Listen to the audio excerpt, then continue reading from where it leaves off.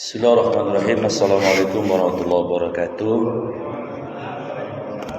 Bismillah, alhamdulillah, wassalatu wassalamu ala rasulillah wa ala alihi wa sahbihi wa man wala, amma ba'du.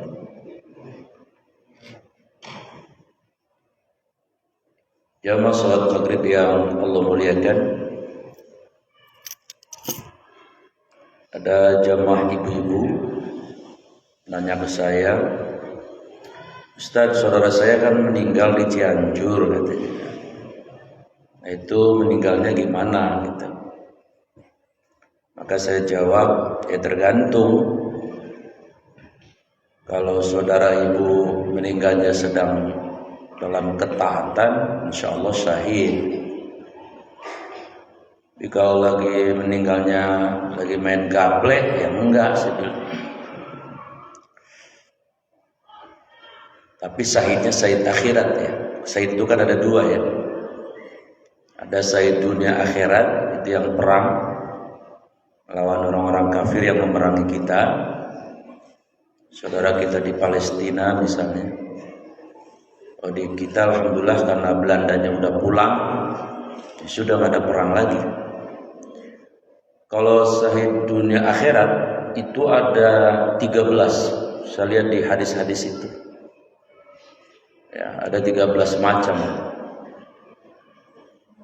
Nah, bedanya syahid dunia akhirat dan syahid akhirat itu, kalau syahid dunia akhirat kagak usah dimandiin.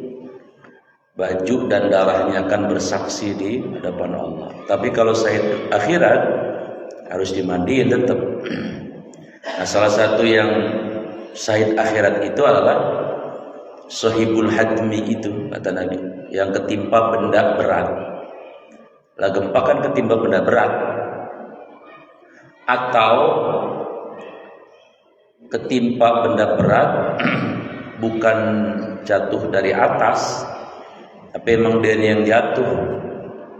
Misalnya lagi cari nafkah, metik kelapa, pleset jatuh, kepalanya kena batu, syahid itu. Jadi yang penting berbenturan tubuhnya dengan benda yang berat, ya seperti gempa. Atau bisa juga Bapak jalan ketimpa peniti ya, tapi 2 kontainer, ya bisa juga. Kalau meninggal, kepalanya rengah, mati, ya mati syahid. Ini kalau ketimpa rengginang, ya kagak. Rengginang diseruduk ya, menangan kepala kita. Kemudian ada lagi sahibul haraqi ya, kata Nabi, itu syahid akhirat, mati terbakar. Catatannya sama, stressingnya tidak dalam keadaan bermaksiat. Seperti kemarin di TV ditayangin ya, ada 4 pekerja listrik kesengat listrik tuh, jatuh. Tahu ada yang meninggal tahu enggak? Itu meninggal syahid tuh, mati terbakar. Jangan minta dibakar, bakarnya yang natural gitu. Itu bagian dari syahid akhirat. Jadi kesimpulannya, barangkali punya saudara di Cianjur yang wafat kemarin, insya Allah kalau mereka dalam ketaatan ketika gempa terjadi tadi, mereka syahid akhirat, insya Allah. Kita lanjutkan tadabbur kita. Selanjutnya 168.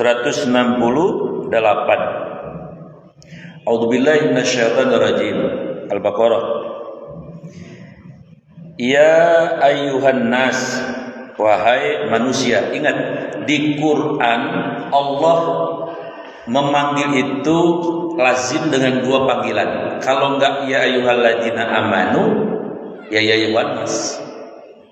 Kalau ya ayyuhan nas berarti apa? Allah sedang menunjukkan sifat rahmannya, pengasihnya. Lah kalau pengasih mah semua dikasih, itu maksudnya. Misalnya ada ayat bunyinya di surat Al-Hujurat 13, ya ayyuhan nas, wahai manusia, inna khalaqnakum min dzakarin wa untha. Semuanya kami jadikan kalian berbangsa-bangsa bersuku-suku, wa ja'alnakum syu'uban wa qabaila. Kami jadikan kalian dari laki-laki dan perempuan, kami jadikan kalian berbangsa-bangsa bersuku-suku. Ini sedang menunjukkan bahwa Allah memberikan rahmannya, kasihnya kepada semua manusia, walaupun mereka berbangsa-bangsa, bersuku-suku, walaupun di dalam bangsa itu, di dalam suku itu bisa saja tidak ada yang menyembah Allah, tapi Allah kasih semuanya. Ya ayuhan nas. Di Al-Baqarah 21, ya ayuhan nas u'budu rabbakumul ladzi khalaqakum, dan seterusnya. Itu juga Allah sedang menunjukkan bahwa hai manusia, pantas-pantasnya maka kalian yang disembah saya, kata Allah. Karena aku yang menciptakan langit dan bumi. Ada lagi di surat An-Nisa, ya ayuhan nasu taqu rabbakumul ladzi khalaqakum min nafsin wahidah wa khalaqa minha zawjaha wa batha minhuma rijalan katsiran. Ayat ini Allah menegaskan bahwa kalian itu berkeluarga, salah satu tujuannya wa batha minhuma rijalan katsiran wa nisa, supaya punya keturunan. Nah, keturunan itu sifatnya adalah general, umum. Maka Allah menunjukkan rahmannya, kasihnya. Ayat ini juga sama. Jadi Allah mengatakan ya ayuhan nas, bukan ya ayyuhalladzina amanu. Maka biasanya objeknya terkait dengan yang bersifat general juga umum. Nah, di sini disebutkan kulu, makanlah. Semua orang makan, beriman kek, kagak beriman kek. Mimma, dari apa yang fi ada al-ardi, di dalam bumi. Nah, cuman ada anjuran dari Allah. Walaupun yang diseru ini bukan hanya orang beriman. Artinya Allah, walaupun misalnya objeknya orang tidak beriman pun, Allah menganjurkan apa makan itu? Halalan. Dari kata halalan, thayyibah. Halal maknanya dari kata halal, melepas. Yang tadinya haram dilepas menjadi halal. Jadi sebenarnya makan itu yang baik, walaupun dia bukan orang tidak beriman, itu juga sebetulnya yang halalan thayyibah. Halal maknanya tadi melepas dari yang haram, dilepas menjadi halal. Thayyibah itu maknanya adalah, kalau ditafsir di sini maknanya adalah bersih. Ya, semua manusia pasti senang makanan yang bersih ya. Beriman kek, kagak beriman kek. Kecuali saya pernah lihat di TV di Manado ada pasar, itu segala apa dijualin, sampai kucing dijualin. Ilok kita makan ya kucing. Tapi ada itu. Atau kalau di Cina, di Wuhan ya, itu di sana juga katanya makan apa aja boleh di sana. Wuhan itu Cina. Dari Batu Ceper Ngetang ke bandara. Makna thayyibah juga apa? Yang bermanfaat. Jadi makan tidak hanya sekedar makan, tidak hanya bersih saja, tapi yang bermanfaat. Apa contohnya makanan yang bersih bermanfaat? Madu bersih bermanfaat. Ya. Mengandung nutrisi, mengandung mineral, mengandung vitamin. Ini makan cimol udah 2 hari masih dimakan baik. Ya halal sih halal. Tapi udah direbungin sama semut. Berarti kagak thayyib. Maka Allah menganjurkan kepada siapapun, karena tadi yang diseru adalah orang beriman dan tidak beriman, semua dianjurkan untuk makan yang halal lagi baik. Wala tatabi'u khutuwati syaitan, wala, dan janganlah tatabi'u, kalian mengikuti khutuwat, langkah-langkah, perbuatan-perbuatan asyaitan, yaitu syaitan. Apa maksudnya ini? Kalau makan, kalau minum, jangan mengikuti cara makan dan minumnya setan. Maksudnya begitu. Setan itu apa? Perbuatannya selalu kontradiksi dengan yang diridhoi Allah. Kita minum pakai tangan kanan. Bismillah. Ada panas sedikit ya. Kalau setan pasti tangan kiri, maksudnya begitu. Tadi saya udah bismillah, orang kita makan pakai bismillah. Setan lah kagak. Ya.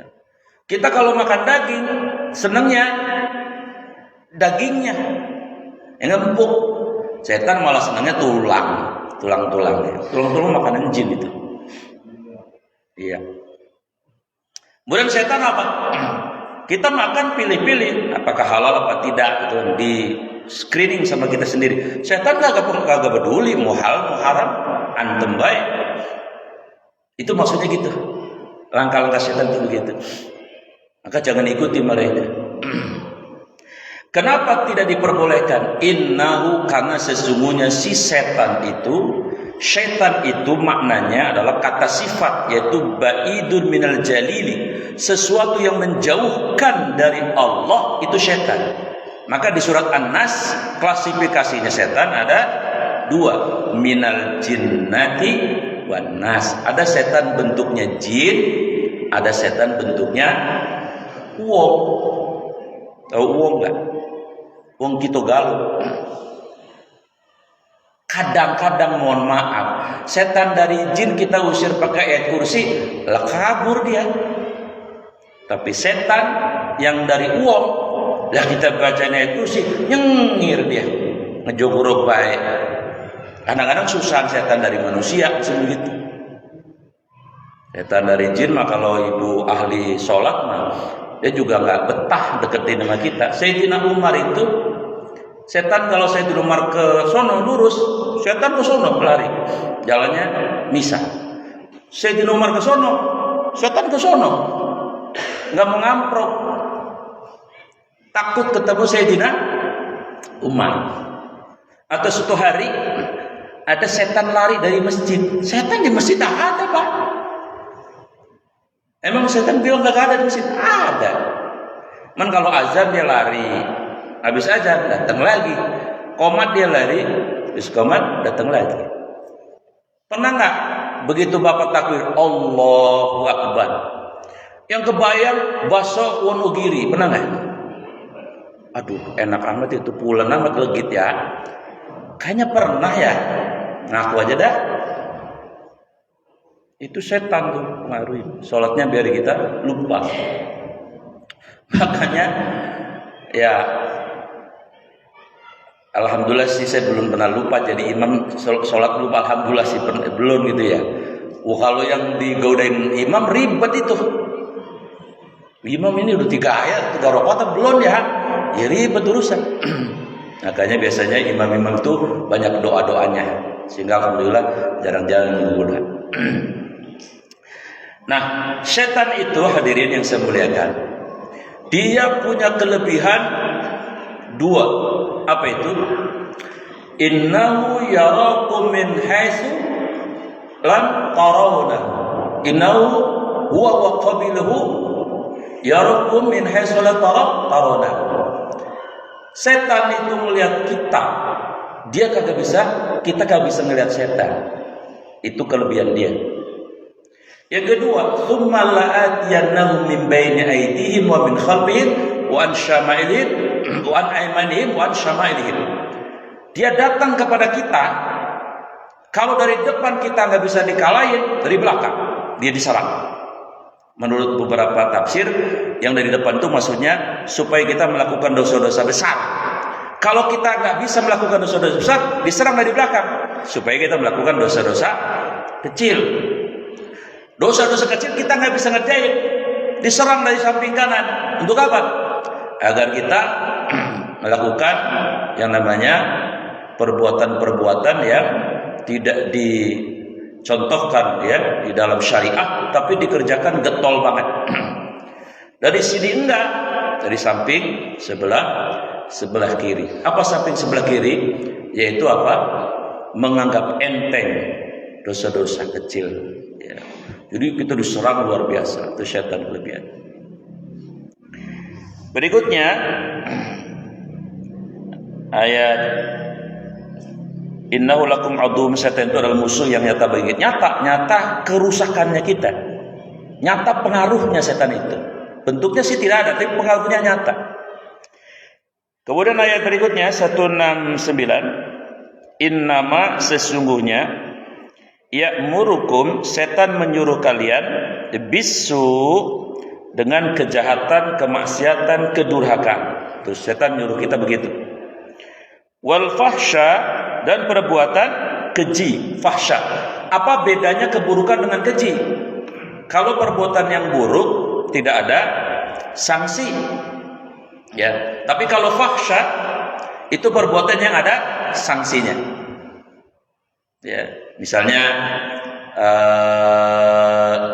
zina. Zina itu perbuatan fahsya. Kenapa? Ada sanksinya. Kalau gadis bujang zina 100 kali dicambuk. Kalau udah kayak kita yang udah pada senior, udah punya bini, punya laki, dirajam sampai mati kalau zina. Kalau perbuatan buruk yang tidak ada sanksinya, namanya adalah asu. Ya, asu. Misalnya kufur adanya di hati. Hasad adanya di hati. Nggak bisa disanksi. Hasad saksinya apa? Tapi kalau fahsya tadi, zina, mencuri. Faqtau aydiyahuma. Potonglah tangan orang yang mencuri. Mencuri pertama, potong tangan sebelah kanan. Mencuri berikutnya, potong tangan sebelah kiri. Kalau udah dua tangannya dipotong, leilok masih menyolong baik? Enggak dong. Pasti tobat dia. Menyolongnya pakai apa? Tangannya enggak ada. Kayaknya satu dulu begitu maksudnya. Nah, jadi fahsya perbuatan yang ada takzirnya, ada sanksinya. Kalau su tidak. Setan kerjanya itu menyuruh kita begitu. Berapa lama? 24 jam. Sampai kapan? Sampai kiamat. Wa innaka minal mungdarin. Mereka kagak mati, kita mati. Setan itu, apalagi bosnya iblis, sampai hari kiamat enggak mati, tapi dia kawin. Coba itu. Orang kawin kagak mati-mati bagaimana? Dia beranak pinak, dia hajatan, tahu ngasih undangan apa kagak?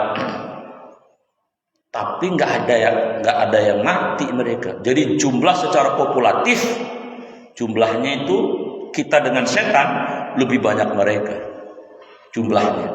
Karena manusia mati, mereka tidak mati. Yes, kita kena gempa Cianjur 300 sekian wafat kan. Di dunia persetanan nggak ada gempa. Gempa apa semua?